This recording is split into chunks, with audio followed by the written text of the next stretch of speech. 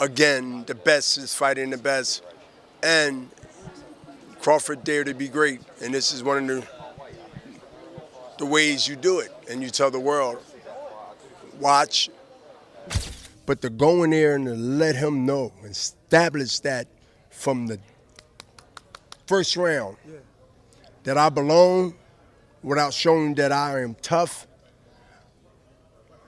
I earned my position to be here. What do we just milk? What are we milking this dumb shit for? Think about how much money you can pump into boxing with great matchups. Crawford right now is on a different planet. And most rematches. On September 13th, 2025, the boxing world froze.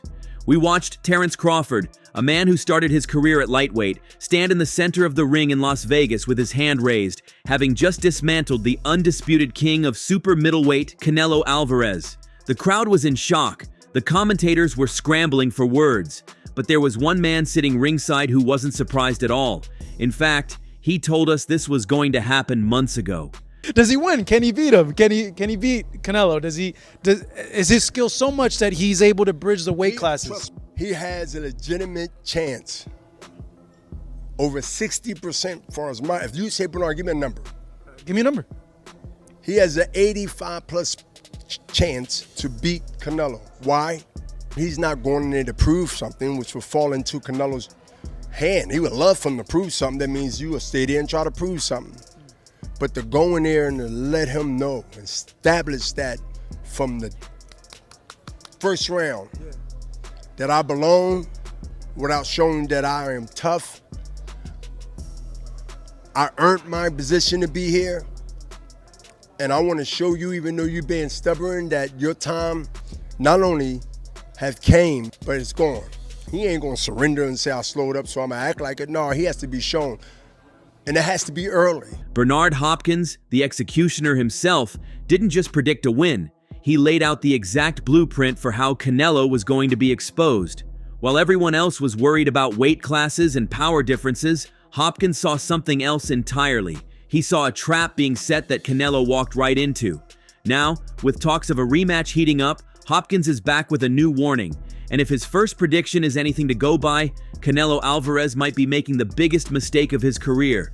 Where does Canelo go from here, Henry? He needs to rematch. If I'm Canelo, I want to rematch Terence Crawford. He got schooled, bro. He got outboxed dude by Terence Crawford. And I know that he's itching to get that one back. The first time he fought Triple G, he came back the second time and he legit beat Triple G. Once in a lifetime fight. It doesn't need to be a rematch. I think Bud would do worse the next fight. He would put it on Canelo a little worse than that, because that style of fight, I don't think he beats someone like Terence Crawford. But if I'm Terence Crawford, of course I'll fight him again. But this time, I'm the A side. I think Terence Crawford is going to be more confident next time, knowing that I can punch with this guy. I can take his shot. I'm faster. He fought Canelo Alvarez. Yeah. He didn't do what the last two did, just run. He threw at him. I'm going to call your bluff, bro. I'm going to fight you. To understand why Hopkins is so confident Crawford wins the rematch, you have to look at what he said about the trap. Before the first bell even rang in September, Hopkins claimed that Canelo was playing checkers while Crawford was playing chess. Most fans brush this off as old school talk, but looking back at the fight footage, it's terrifying how accurate he was. Hopkins explained that Canelo has relied on his power and physical presence for so long that he forgot what it's like to fight a true technician. So that's one from me, Canelo Crawford. Obviously, Terence just rocked up there. What do you make of his chances against the man you worked with for many years? Great chance. He have a great chance because of his heart, his talent, and also his game plan and his strategy. But Canelo is no pushover. I've watched Canelo for multiple years. Again, the best is fighting the best. And Crawford dared to be great. And this is one of the ways you do it. And you tell the world, watch, pay attention, and watch me make history.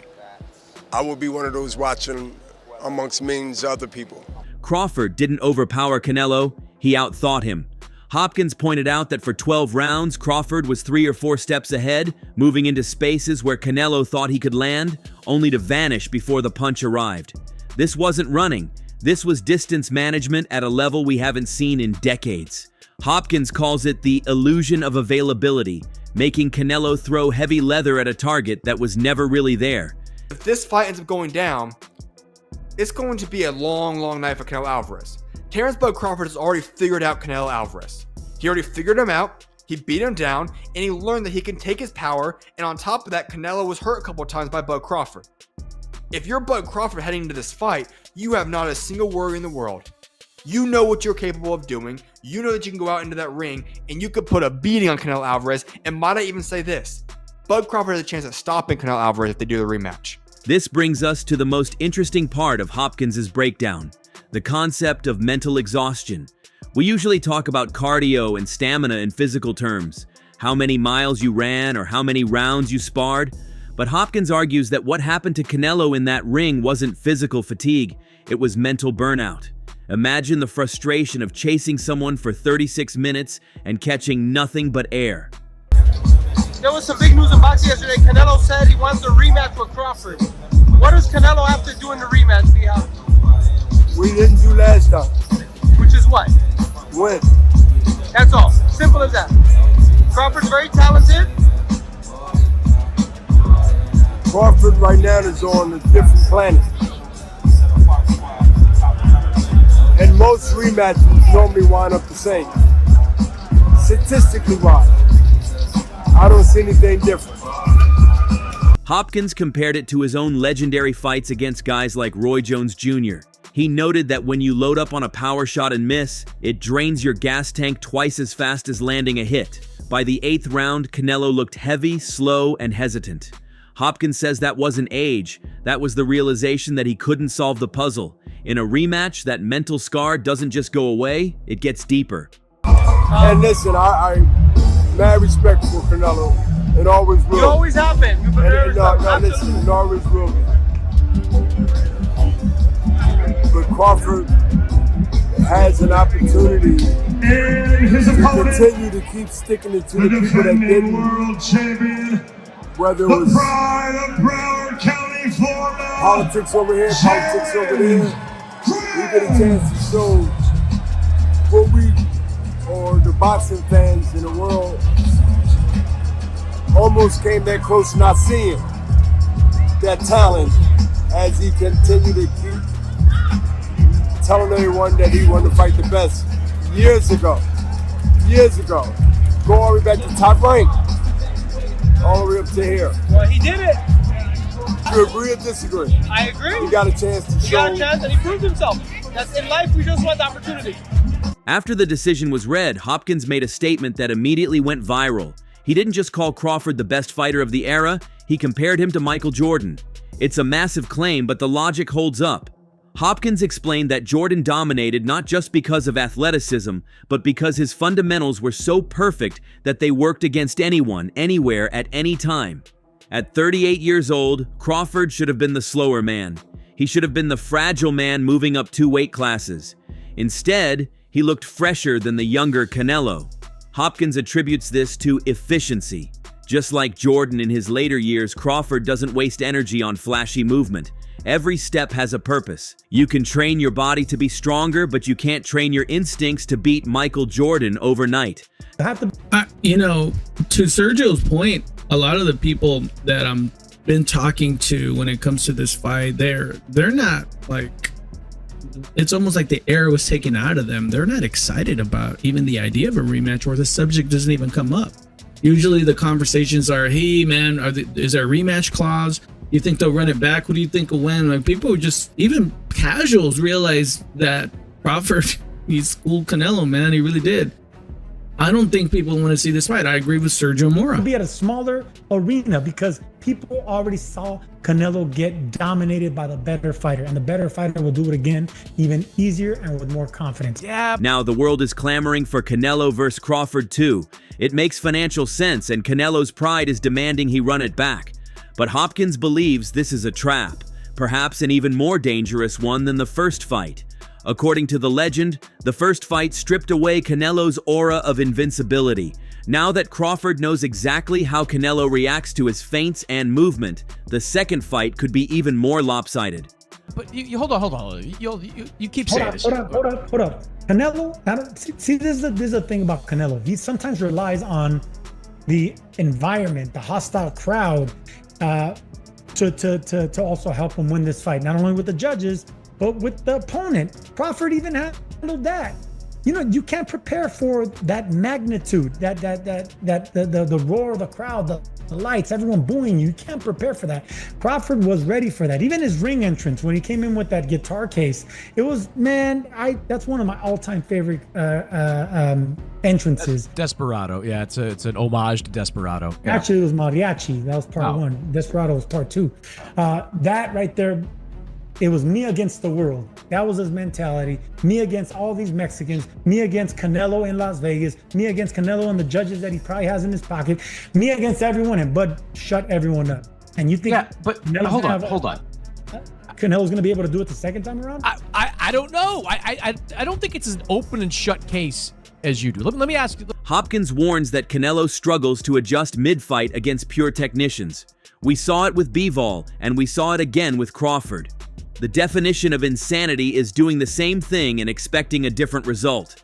Hopkins argues that unless Canelo can completely reinvent his style in his mid-30s, something almost no fighter has ever done, he is walking into a massacre. The size difference didn't save him the first time, and it won't save him the second time. Bigger fight? Okay, who's the best boxer in the world right now? I'd have to say Crawford. Canelo said yesterday he's working on the rematch. Why would he do that? For money? For fame? To get his shot back? No, for his pride. He wants his back. Okay, he can try. Unless he changes his complete style, it's not going to happen. So you have Crawford in the rematch? Crawford in the rematch. Corner, when the fighters are even, it goes to the corner. So the best fighter, I think, heavyweight, Michael Hunter. Crawford would be right behind him. The aftermath of this fight has vindicated a lot of analysts who were called haters before the bout. Look at Paulie Malignaggi. For years, Paulie has been screaming that skills pay the bills and that Canelo was benefiting from careful matchmaking. After September 13th, Paulie's analysis of the tactical chess match looks like prophecy. Canelo Crawford rematch. Canelo Crawford rematch. Yeah. No, thank you. Why? It wasn't a good fight the first time. I told you he was going to get dominated the first time.